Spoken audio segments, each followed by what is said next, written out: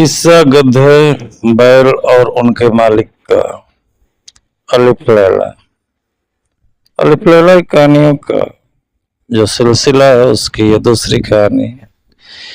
एक बड़ा व्यापारी था जिसके गांव में बहुत से घर और कारखाने थे जिनमें तरह तरह के पशु रहते थे। एक दिन वह अपने परिवार सहित कारखानों को देखने के लिए गांव गया। उसने अपनी पशुशाला भी देखी जहां एक गधा और एक बैल बंधे हुए थे। उसने देखा कि वे दोनों आपस में वार्तालाप कर रहे हैं। वह व्यापारी पशु पक्षियों की बोली समझता था। वह चुपचाप खड़ा होकर दोनों की बातें सुनने लगा। बैल ने गधे से कहा, तू बड़ा ही भाग्यशाली है, सदैव सुख पूर्वक रहता है, मालिक हमेशा तेरा ख्याल रखता है, तेरी रोज मलाई दलाई होती है, खाने को दोनों समय जौ और पीने के लिए साफ पानी मिलता है। इतने आदर सत्कार के बाद भी तुझसे केवल यह काम लिया जाता है कि कभी काम पड़ने पर मालिक तेरी पीठ पर बैठकर कुछ दूर चला जाता है। तुझे दाने घास की कभी कमी नहीं होती और तू जितना भाग्यवान है मैं उतना ही अभागा हूँ। मैं सवेरा होते ही पीठ पर हल लाद कर चला जाता हूँ। वहां दिन भर मुझे हल में जोत कर चलाते हैं। हलवाहा मुझ पर बराबर चाबुक चलाता है। उसके चाबुकों की मार से पीठ और जुए से मेरे कंधे छिल गए हैं। सुबह से शाम तक ऐसा कठिन काम लेने के बाद भी ये लोग मेरे आगे सूखा और सड़ा हुआ भूसा डालते हैं जो मुझसे खाया नहीं जाता। रात भर में भूखा प्यासा अपने गोबर और मूत्र में पड़ा रहता हूँ और तेरी सुख सुविधा पर ईर्ष्या किया करता हूँ। गधे ने यह सुनकर कहा, ये भाई जो कुछ तू कहता है सब सच है। सचमुच मुझे तुझे बड़ा कष्ट है, किंतु जान पड़ता है तो इसी में प्रसन्न है। तू स्वयं ही सुख से रहना नहीं चाहता। तो यदि मेहनत करते करते मर जाए तो भी ये लोग तेरी दशा पर तरस नहीं खाएंगे। अतएव तू एक काम कर, फिर वे तुझसे इतनी मेहनत नहीं लिया करेंगे और तू सुख से रहेगा। बैल ने पूछा कि ऐसा कौन सा उपाय हो सकता है। गधे ने कहा, तू अपने को रोगी दिखा, एक शाम का दाना भूसा न खा और अपने स्थान पर चुपचाप लेट जा। बैल को यह सुझाव बड़ा अच्छा लगा। उसने गधे की बात सुनकर कहा, मैं ऐसा ही करूंगा। तूने मुझे बड़ा अच्छा उपाय बताया है, भगवान तुझे प्रसन्न रखे। दूसरे दिन प्रातः काल हलवाहा जब पशुशाला में यह सोच कर गया कि रोज की तरह बैल को खेत जोतने के लिए ले जाए तो उसने देखा कि रात की लगाई सानी ज्यों की त्यों रखी है और बैल धरती पर पड़ा कांप रहा है। उसकी आंखें बंद हैं और उसका पेट फूला हुआ है। हलवाई ने समझा कि बैल बीमार हो गया है और यह सोचकर उसे हल में न जोता। उसने व्यापारी को बैल के बीमारी की सूचना दी। व्यापारी यह सुनकर जान गया कि बैल ने गधे की शिक्षा पर कार्य करके स्वयं को रोगी दिखाया है। अतः उसने हलवाई से कहा कि आज गधे को हल में जोत दो। इसलिए हलवाई ने गधे को हल में जोत कर उससे सारे दिन काम लिया। गधे को खेत जोतने का अभ्यास नहीं था। वो बहुत थक गया और उसके हाथ पांव ठंडे होने लगे। शारीरिक श्रम के अतिरिक्त सारे दिन उस पर इतनी मार पड़ी कि संध्या को घर लौटते समय उसके पांव भी ठीक से नहीं पड़ रहे थे। इधर बैल दिन भर बड़े आराम से रहा। वह नाद की सारी सानी खा गया और गद्दे को दुआएं देता रहा। जब गद्दा गिरता पड़ता खेत से आया तो बैल ने कहा कि भाई, तुम्हारे उपदेश के कारण मुझे बड़ा सुख मिला। गद्दा थकान के कारण उतर न दे सका और आकर अपने स्थान पर गिर पड़ा। यह मन ही मन अपने को धिक्कारने लगा कि अभागे तूने बैल को आराम पहुंचाने के लिए अपनी सुख सुविधा का विनाश कर दिया। मंत्री ने इतनी कथा कहकर कि बेटी तू इस समय बड़ी सुख सुविधा में रहती है, तो क्यों चाहती है कि गधे के समान स्वयं को कष्ट में डाले। शहरजाद अपने पिता की बात सुनकर बोली, इस कहानी से मैं अपनी जिद नहीं छोड़ती। जब तक आप बादशाह से मेरा विवाह नहीं करेंगे मैं इसी तरह आपके पीछे पड़ी रहूंगी। मंत्री बोला, अगर तो जिद पर अड़ी रही तो मैं तुझे वैसा ही दंड दूंगा जो व्यापारी ने अपनी स्त्री को दिया था। शहरजाद ने पूछा, व्यापारी ने स्त्री को दंड दिया और गद्दे और बैल का क्या हुआ? मंत्री ने कहा, दूसरे दिन व्यापारी रात्रि भोजन के पश्चात अपनी पत्नी के साथ पशुशाला में जा बैठा और पशुओं की बातें सुनने लगा। गधे ने बैल से पूछा, सुबह हलवाहा तुम्हारे लिए घास दाना लाएगा तो तुम क्या करोगे? जैसा तुमने कहा है वैसा ही करूंगा, बैल ने कहा।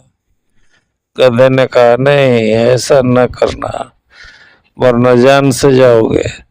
शाम को लौटते समय मैंने सुना कि हमारा स्वामी अपने रसोइये से कह रहा था कि कल कसाई और चमार को बुला लाना और बैल जो बीमार हो गया है उसका मांस और खाल बेच डालना।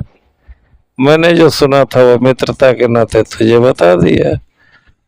अब तेरी इसी में भलाई है कि सुबह जब तेरे आगे चारा डाला जाए तो उसे जल्दी से उठकर खा ले और स्वस्थ बन जा।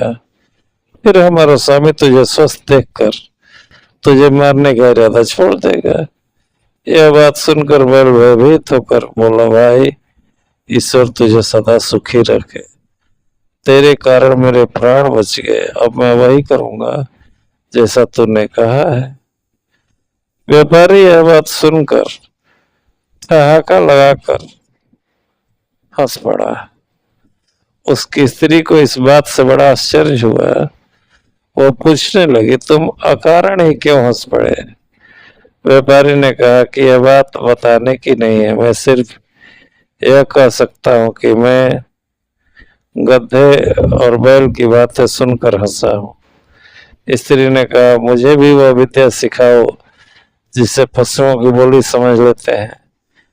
व्यापारी ने इससे इनकार कर दिया। स्त्री बोली, आखिर तुम्हें यह क्यों नहीं सिखाते? व्यापारी बोला, अगर मैंने तुझे यह विद्या सिखाई तो मैं जीवित नहीं रहूंगा। स्त्री ने कहा, तुम मुझे धोखा दे रहे हो। क्या वह आदमी जिसने तुझे यह सिखाया था सिखाने के बाद मर गया? तुम कैसे मर जाओगे? तुम झूठ बोलते हो। कुछ भी हो मैं तुमसे विद्या सीख कर ही रहूंगी। अगर तुम मुझे नहीं सिखाओगे तो मैं प्राण त्याज दूंगी। यह कहकर वह स्त्री घर में आ गई और अपनी कोठरी का दरवाजा बंद करके रात भर चिल्लाती और गाली गलौज करती रही। व्यापारी रात को तो सो गया, लेकिन दूसरे दिन भी वही हाल देखा तो स्त्री को समझाने लगा कि तू बेकार जिद करती है, यह विद्या तेरे सीखने योग्य नहीं है। स्त्री ने कहा कि जब तक तुम मुझे यह भेद नहीं बताओगे मैं खाना पीना छोड़े रहूंगी और इसी प्रकार चिल्लाती रहूंगी। व्यापारी ने कहा कि अगर मैं तेरी मूर्खता की बात मान लूं तो मैं अपनी जान से हाथ धो बैठूंगा। स्त्री ने कहा, मेरी बला से तुम जियो या मरो, लेकिन मैं तुमसे यह सीख कर ही रहूंगी कि पशुओं की बोली कैसे समझी जाती है। व्यापारी ने जब देखा कि यह महामूर्ख अपना हठ छोड़ ही नहीं रही है, तो उसने अपने और ससुराल के रिश्तेदारों को बुलाया कि वे उस स्त्री को अनुचित हठ छोड़ने के लिए समझाए। उन लोगों ने भी उस मूर्ख को हर प्रकार समझाया, लेकिन वह अपनी जिद से न हटी। उसे इस बात की बिल्कुल चिंता न थी कि उसका पति मर जाएगा। छोटे बच्चे माँ की यह दशा देखकर हाहाकार करने लगे। व्यापारी की समझ ही में नहीं आ रहा था कि वह स्त्री को कैसे समझाए कि इस विद्या को सीखने का हठ ठीक नहीं है। वह अजीब दुविधा में था। अगर मैं बताता हूँ तो मेरी जान जाती है, और नहीं बताता तो स्त्री रो रो कर मर जाएगी। इसी उधेड़ बुन में वह अपने घर के बाहर जा बैठा।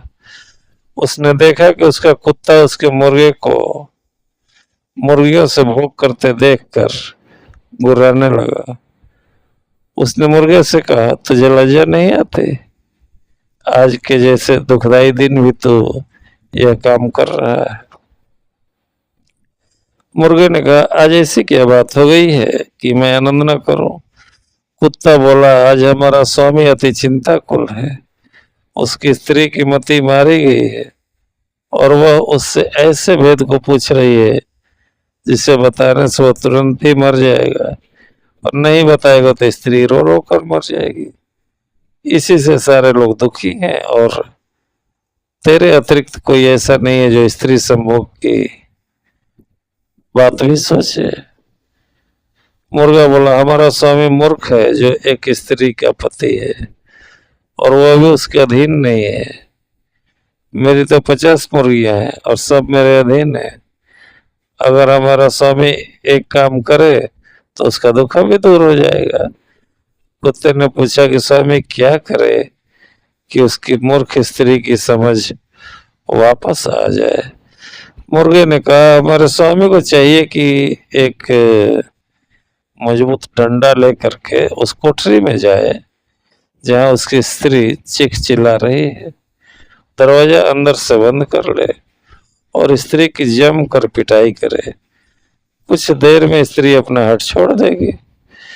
मुर्गे की बात सुनकर व्यापारी ने उठकर एक मोटा डंडा लिया और उस कोठरी में गया जहां उसकी पत्नी चीख चिल्ला रही थी। दरवाजा अंदर से बंद करके व्यापारी ने स्त्री पर डंडे बरसाने शुरू कर दिए।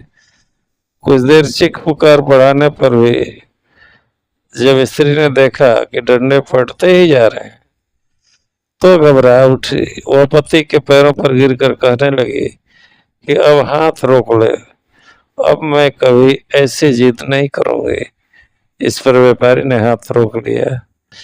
यह कहानी सुनाकर मंत्री ने शहरजाद से कहा कि अगर तूने अपना हठ न छोड़ा तो मैं तुम्हें ऐसा ही दंड दूंगा जैसा व्यापारी ने अपनी स्त्री को दिया था। शहरजाद ने कहा, आपकी बातें अपनी जगह ठीक हैं, किंतु मैं किसी भी प्रकार अपना मंतव्य बदलना नहीं चाहते।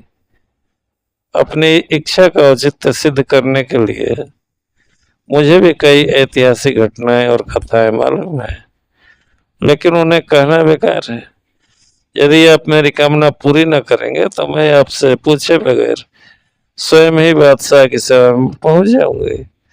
अब मंत्री विवश हो गया। उसे शहरजाद की बात माननी पड़ी।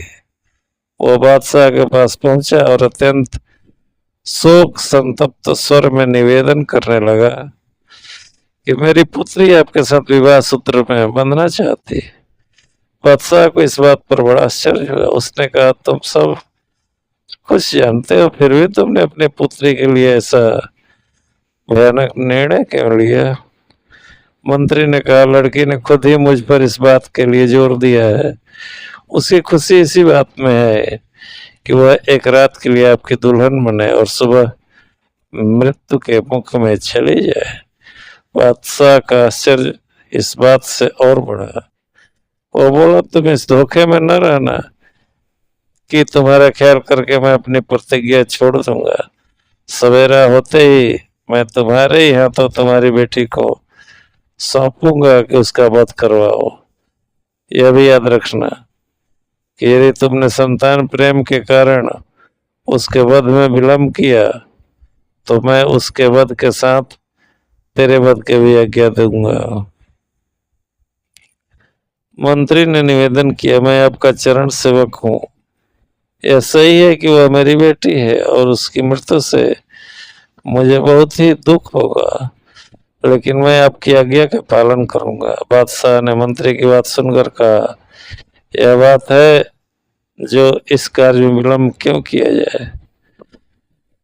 तुम आज ही रात को अपनी बेटी को लाकर उसका विवाह मुझसे कर दो। मंत्री बादशाह से विदा लेकर अपने घर आया और शहरजाद को सारी बात बताई। शहरजाद यह सुनकर बहुत प्रसन्न हुई और अपने शोकाकुल पिता के प्रति कृतज्ञता प्रकट करके कहने लगी, आप मेरा विवाह करके कोई पश्चाताप न करे। भगवान चाहेगा तो इस मंगल कार्य से आप जीवन पर्यंत हर्षित होंगे। फिर शहरजाद ने अपनी छोटी बहन दुनियाजात को एकांत में ले जाकर उससे कहा, मैं तुमसे एक बात में सहायता चाहती हूँ। आशा है तुम इससे इनकार न करोगे। मुझे बादशाह से ब्याहने के लिए ले जाएंगे। तुम इस बात से शोक विह्वल न होना, बल्कि मैं जैसा कहूँ ऐसा करना। मैं तुम्हें विवाह की रात पास में सुलाऊंगी और बादशाह से कहूंगी कि तुम्हें मेरे पास आने दे, ताकि मैं मरने से पहले तुम्हें धैर्य बंधा सकूं। मैं कहानी कहने लगूंगी। मुझे विश्वास है कि इस उपाय से मेरी जान बच जाएगी। दुनियाजात ने कहा, तुम जैसा कहती हो वैसा ही करूंगी। शाम को मंत्री शहरजाद को लेकर राजमहल में गया। उसमें धर्मानुसार पुत्री का विवाह बादशाह के साथ करवाया और पुत्री को महल में छोड़कर घर आ गया। एकांत में बादशाह ने शहरजाद से कहा, अपने मुंह का नकाब हटाओ। नकाब उठने पर उसके अप्रतिम सौंदर्य से बादशाह स्तंभित सा रह गया, लेकिन उसकी आंखों में आंसू देखकर पूछने लगा कि तू रो क्यों रही है। शहरजाद बोली, मेरी एक छोटी बहन है जो मुझे बहुत प्यार करती है और मैं भी उससे बहुत प्यार करती हूँ। मैं चाहती हूँ कि आज वह भी यहाँ रहे, ताकि सूर्योदय होने पर हम दोनों बहनें अंतिम बार गले मिल लें। यदि आप अनुमति दें तो वह भी पास के कमरे में सो जाए। बादशाह ने कहा, क्या हर्ज है, उसे बुलवा लो। और पास के कमरे में क्यों, इसी कमरे में दूसरी तरफ सुला लो। चुनाचे दुनियाजात को भी महल में बुला लिया गया। शहरजाद के साथ ऊंचे शाही पलंग पर सोया और दुनियाजात पास ही दूसरे छोटे पलंग पर लेट रही। जब एक घड़ी रात रह गई तो दुनियाजात ने शहरजाद को जगाया और बोली, बहन, मैं तो तुम्हारे जीवन की चिंता से रात भर न सो सके। मेरा चित्त बड़ा व्याकुल है। तुम्हें बहुत नींद न आ रही हो और कोई अच्छी सी कहानी इस समय तुम्हें याद हो तो सुनाओ, ताकि मेरा जी बहले। शहरजाद ने बादशाह से कहा कि यदि आपकी अनुमति हो तो मैं अपने जीवन के अंतिम क्षणों में अपनी प्रिय बहन की इच्छा पूरी कर दूं। बादशाह ने अनुमति दे दी और कहानी का यह खंड यहीं तक। फिर आगे अगली कहानी इसी में जुड़ जाएगी और अगली कहानी अगले बार। तब तक के लिए धन्यवाद।